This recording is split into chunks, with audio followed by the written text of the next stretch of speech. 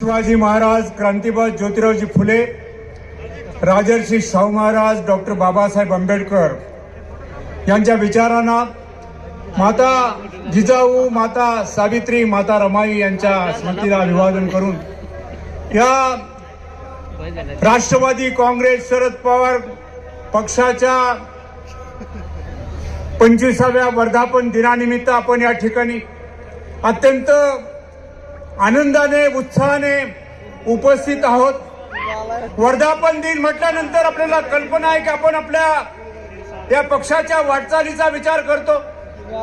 फार लांबवर बोलता येणार नाही, परंतु एक आत्मपरीक्षण करतो की आपण जी 25 वर्षाची वाटचाल केलेली ती कशी दैदिप्यमान होती, परंतु त्याच्याही पुढे आपण गेलो की नाही.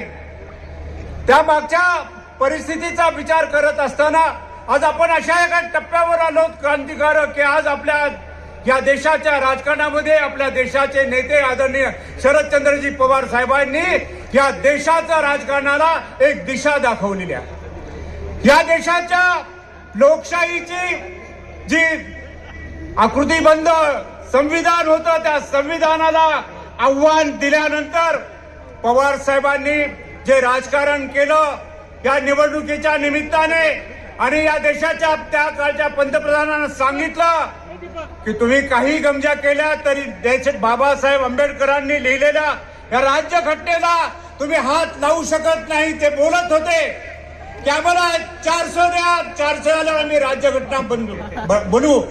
परंतु आपण पाहिलं की साहेबांनी तो विषय एवढा मोठा केला की त्या विषयाच्या भोवती संपूर्ण देशाचं राजकारण झालं आणि या देशातले तमाम लोक, सर्व जाती धर्माचे लोक साहेबांच्या या संविधानाच्या विचाराच्या